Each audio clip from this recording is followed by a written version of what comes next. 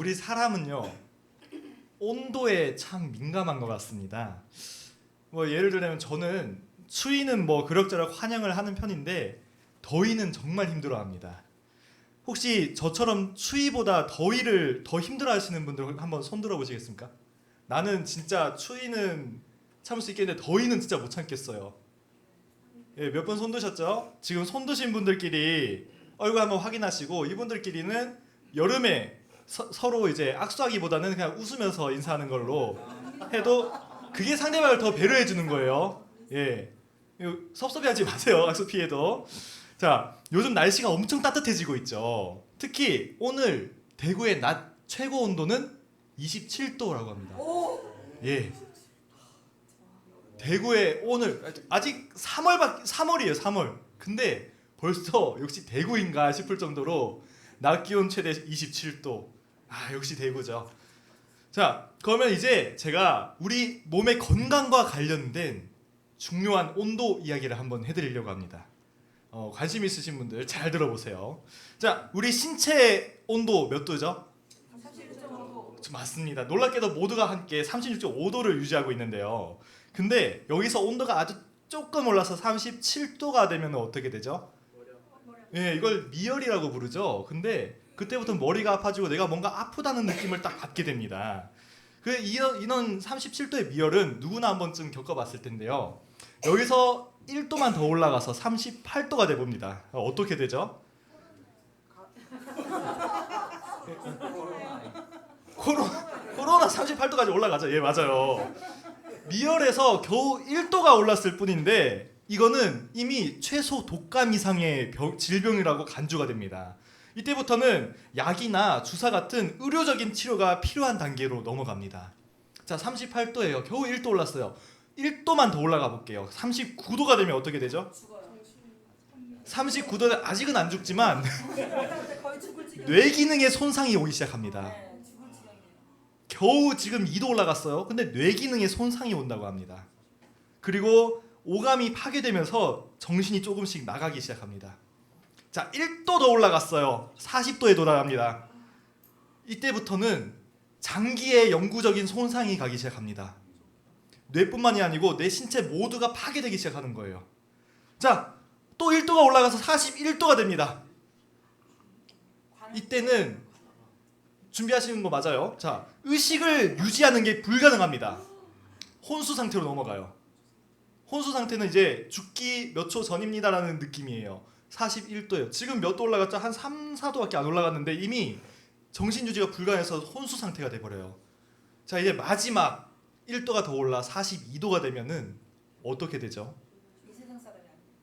눈치가 빠른 분들은 제가 왜 마지막이라고 했는지 아실 겁니다. 사람의 신체 온도가 42도를 넘게 되면은 사망을 한다고 합니다. 더 이상 살 수가 없어요. 정상 체온에서 사람의 정상 체온에서 겨우 3도가 오르면은 영구적인 신체 손상이 되고요. 약 5도가 오르면은 사망에 이른다는 겁니다. 그러니 아까 손들었던 분들한테는 좀 조심해 주셔야 됩니다. 예, 기억하고 계셔야 돼요. 그분들은 생명이 오가는 고통을 받아요. 예, 특히 막 여름에 막 이렇게 수고했습니다 하고 등에 손 얹는 거 이런 거. 아, 조심해 주세요. 예. 다행히 우리가 사는 대구는요 가장 더운 여름에 최고 온도가 약 31도까지만 올라간다고 합니다. 아, 참 감사하죠. 그렇다면 우리가 성경에서 자주 들었던 그 광야라는 곳은 어떨까요? 무려 광야의 낮의 최고 온도는 50도에 육박한다고 합니다. 우리가 정상 체온에서 겨우 5도가 올라가서 42도가 되면 사람이 사망에 이르는데 그 2배를 훨씬 넘는 13도가 높은 광야라는 곳은 그 환경이 상상이 되십니까? 숨 쉬는 거조차 죽음이 오가는 곳이에요. 맨발로 땅을 걸으면은 길거리에 내 발바닥 가죽이 붙어버리고요. 운이 좋아서 옆에 있는 뜨거운 바위에 손이 잠깐 대었다 떼면은 2도 화상. 몇 초 정도만 손이 대고 있어도 3도 화상이 됩니다. 참고로 여러분, 우리 몸에 물집이 이렇게 크게 잡히고 막 아파서 상처가 나는 게 1도 화상이에요. 광야가 낮에 이렇게 뜨거운데 밤이 되잖아요. 그러면 50도에서 최저 10도까지 내려갑니다.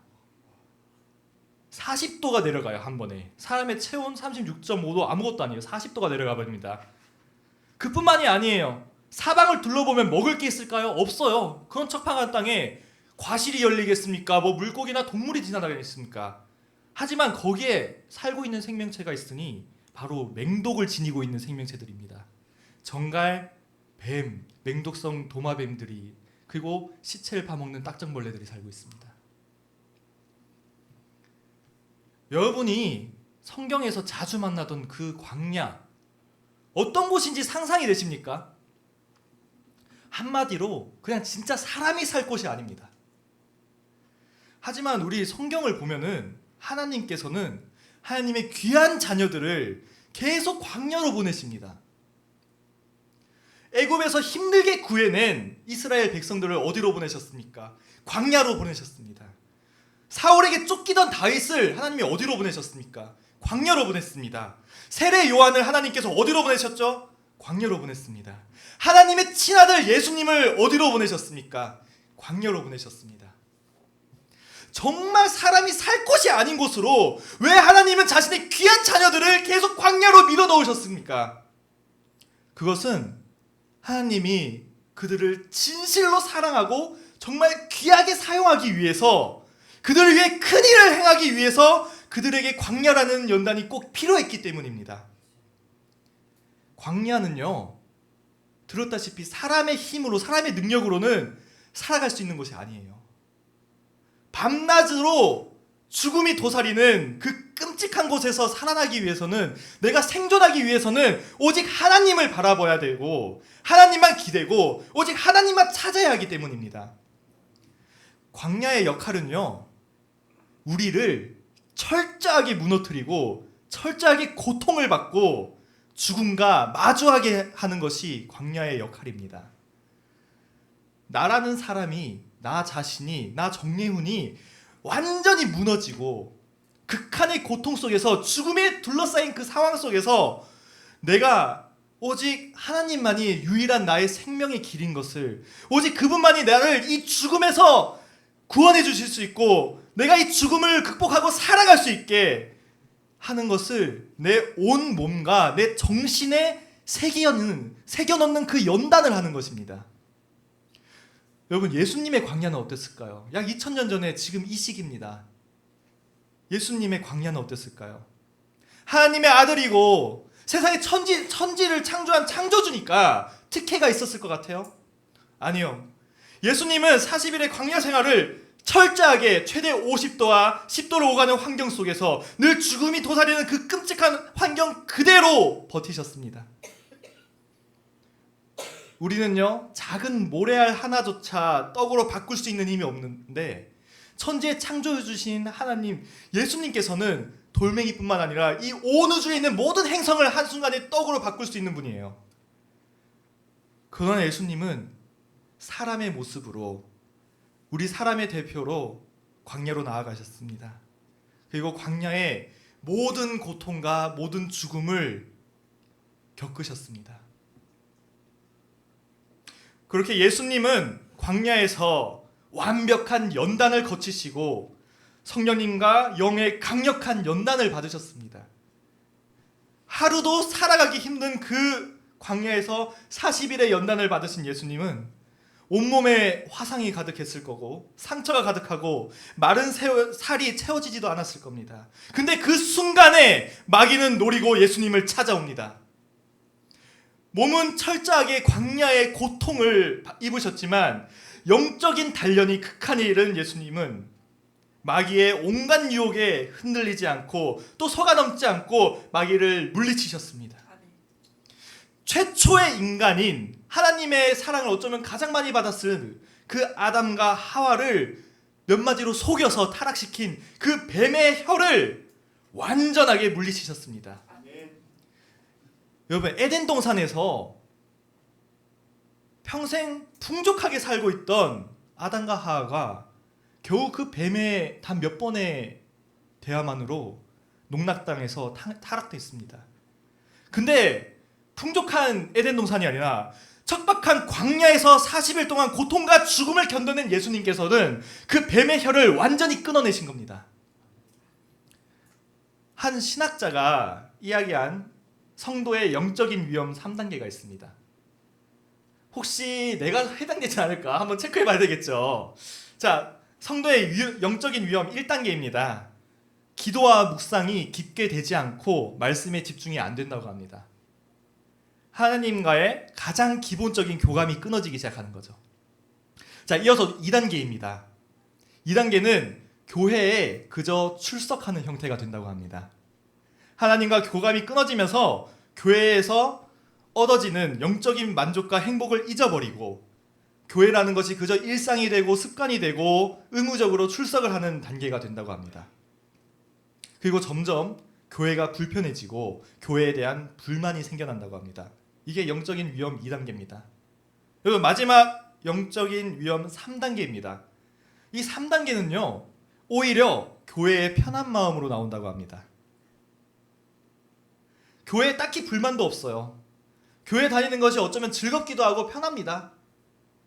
근데 이는 하나님과의 교감이 완전히 끊어지고 광야와 완전히 떨어져 가지고 고통과 아픔이 없고 그 몸으로 그리고 양심으로 편안함을 느끼면서 부담 없이 편하게 교회를 다닐 수 있다고 합니다.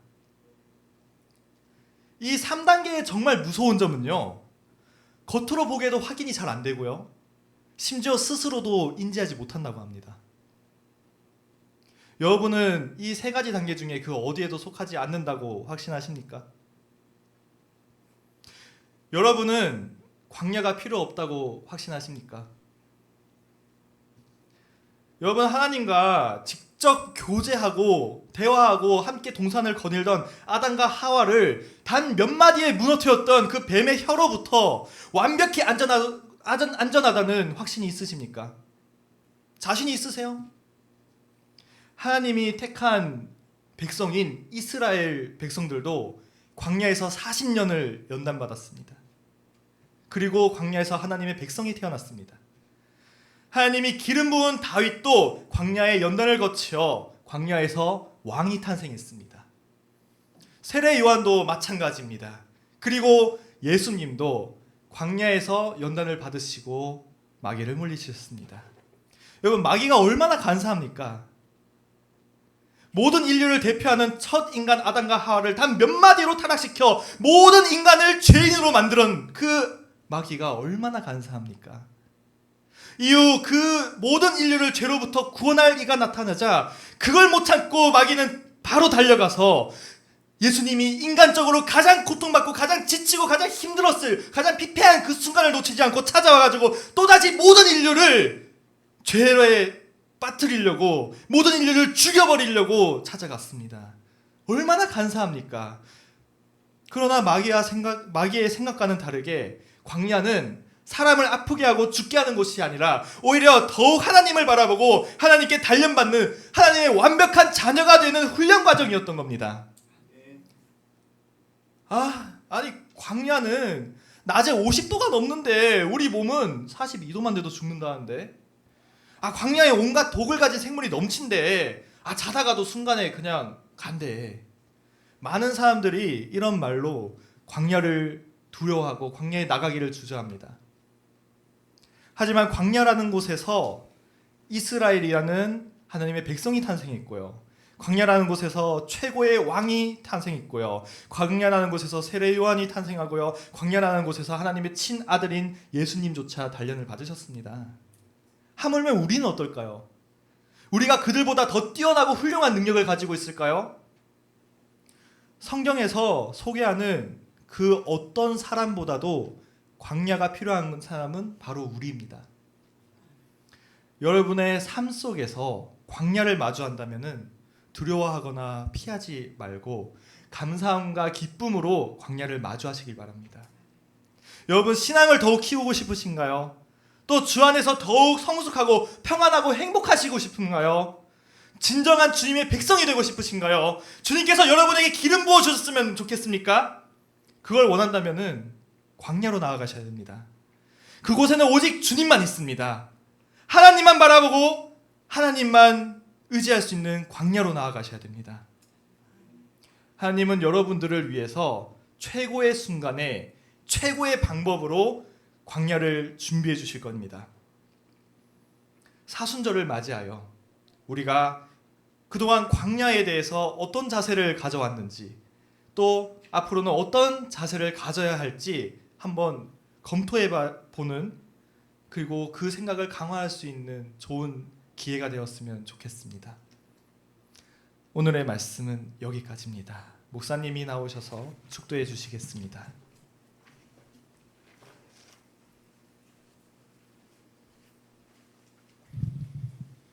이제는 다시 오시는 예수 그리스도께서 은혜 베풀어 주시며 하나님 아버지의 무한하신 사랑하심과 성령의 도우심이 주일 오후 예배 참석하여 머리 숙인 성도들 위해 영원히 함께 하시기를 간절히 축원하옵나이다.